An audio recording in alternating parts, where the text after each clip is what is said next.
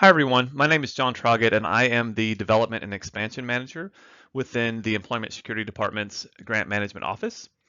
I am recording this video presentation as preparation and background information for the March 10th Workforce Board meeting. I appreciate you all allowing me the opportunity to share some information on the Economic Security for All initiative.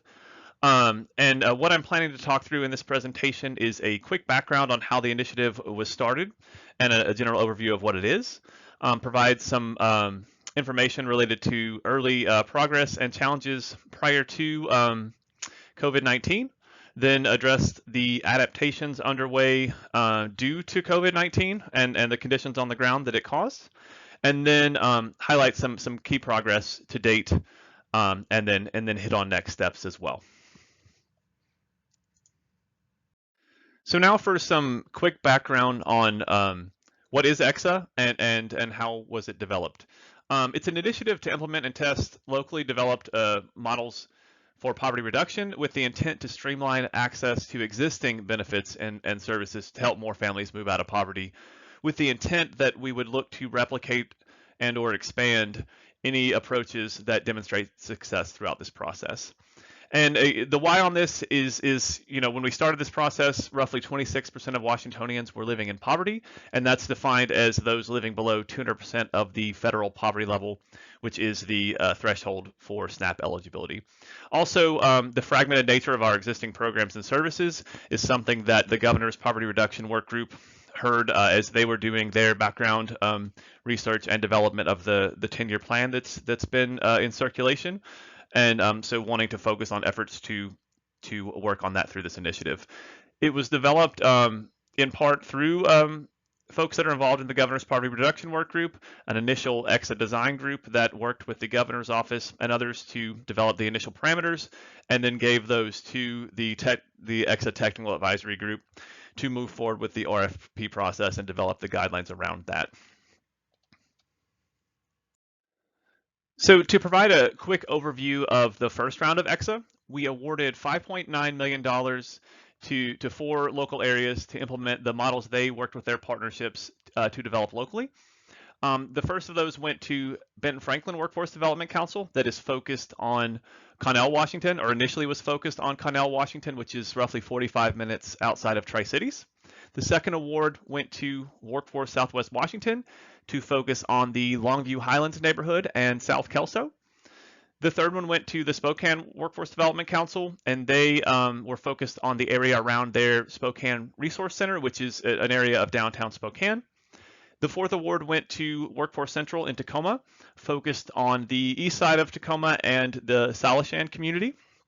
Each of these models involved developing career plans and access to training that leads to employment above 200% of the federal poverty level, locally developed metrics for personal and financial stability and ensuring access to all of the benefits for which a participant is eligible, including the voice of lived experience throughout all aspects of the program, and also include a robust partnership that included at least 6 partners, including the Workforce Development Council and the DSHS Community Services Office as required partners. So now I want to highlight some of the key progress we experienced pre-COVID. I kind of see everything with this project as either pre or post-COVID because it has had such a big impact. But the first one comes from Spokane, and they, I should say up front, already had the Spokane Resource Center in place that was kind of well underway prior to EcSA in bringing partners together to make resources more accessible to participants. But EcSA was able to provide some additional supports through navigators and other elements to help kind of bring some of that stuff together and kind of be the glue between those components.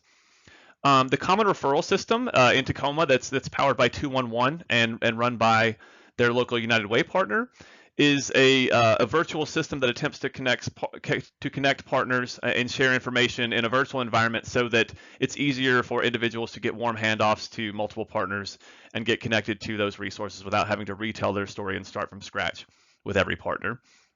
The third one is also from Tacoma, bringing the services of multiple partners directly to families in their community at the Solishan Association Family Investment Center. So they co-located the workforce development professionals, DSHS staff, and staff from multiple partners to help with the personal and financial stability elements.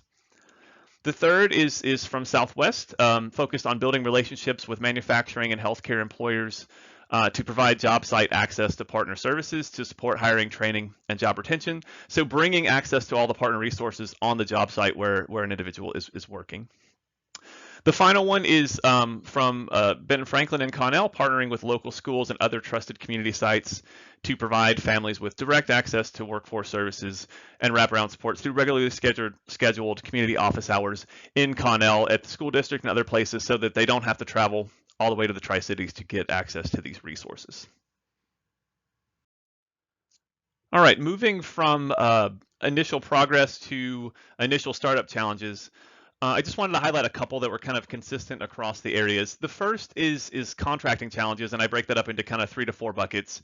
There were initially slight delays from ESD to the WDCs because of the time for final negotiations on statements of work. There was the complexity and confusion around procurement requirements for the WDCs as they subcontract to their local partners.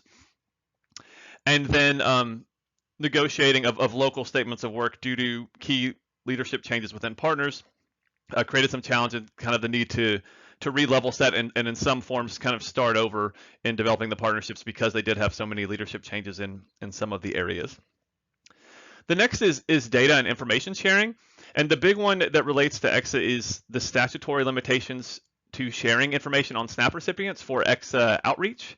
That led to the need for each area to kind of develop a complicated partnership referral process between DSHS and the other partners.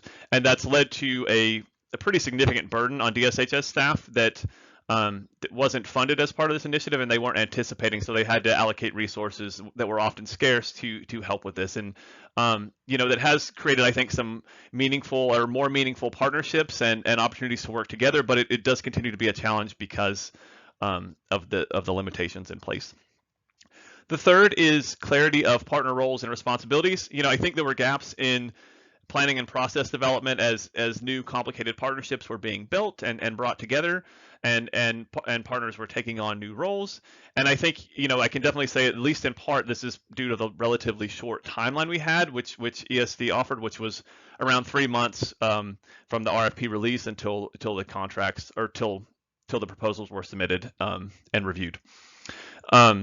The final one is staff retention and training, and specifically ETO and contracting issues. The time to hire and train new staff, especially with new partners having to get access to and then be trained on ETO, that created a number of complications in local areas. And then we also lost a number of key staff that were focused on outreach and direct service delivery, so had to go through new hiring processes and new training process to get them up and running, and that created some additional delays in many areas as well.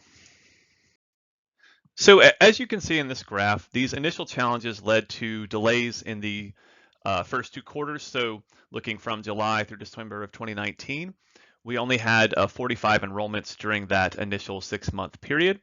But as the areas started to work through these challenges, we saw a substantial uptick from December 2019 through March of 2020, going from 45 to 142. And then, around mid-March, we saw the shutdowns across our system.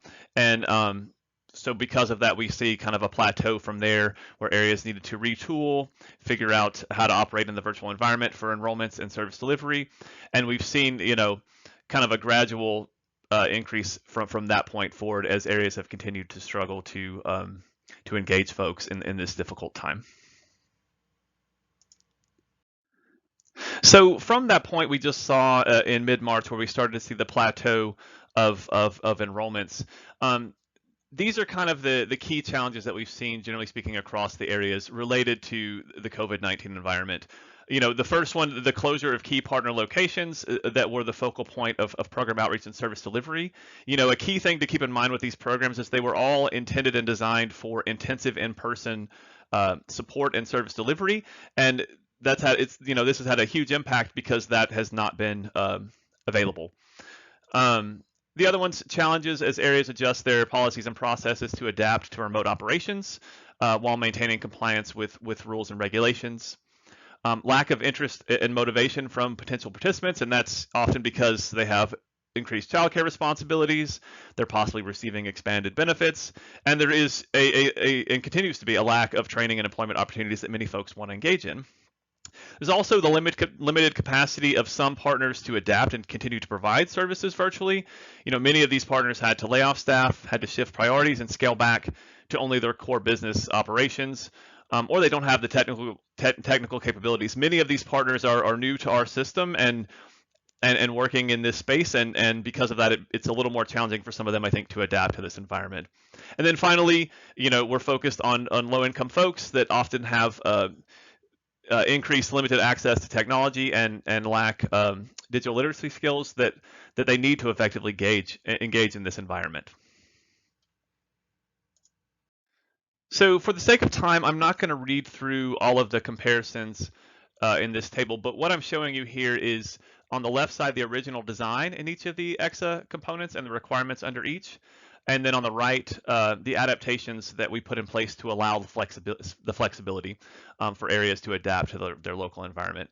But so just generally speaking, as much as possible, we allow the flexibility to retool around all of the components based on the needs on the ground, and added in an additional positive outcome of entering subsidized job training for employment above 34,480, acknowledging because of the lack of employment opportunities and just also the intense effort it takes to move someone out of poverty, that often many people will be on a longer path to escaping poverty than the window of this grant. So acknowledging that and building in another successful outcome that is a milestone along that direction.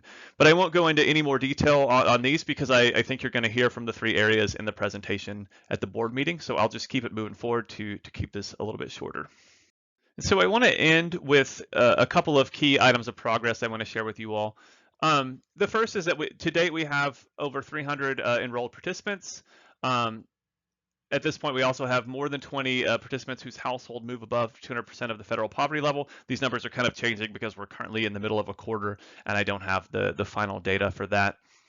And then the final thing I wanted to share is that each of the areas is focusing on COVID-19 related relief to keep participants engaged and support them so they have a plan to engage in more intensive training opportunities as the economy and opportunities start to open up. And with that, I want to end with a quick bit about the round 2 of EcSA. The governor's office has allocated additional funds for a second round to build on the adaptations we put in place in response to COVID and to expand from the 4 pilot areas to all 12 WDCs. I look forward to connecting with all of you on March 10th. During that meeting, you'll be hearing directly from 3 of the EcSA pilot areas, and I will also share details on the second round of EcSA. In the meantime, please feel free to reach out to me if you have any questions, and my contact information is on the screen. And I really appreciate your time. Thank you.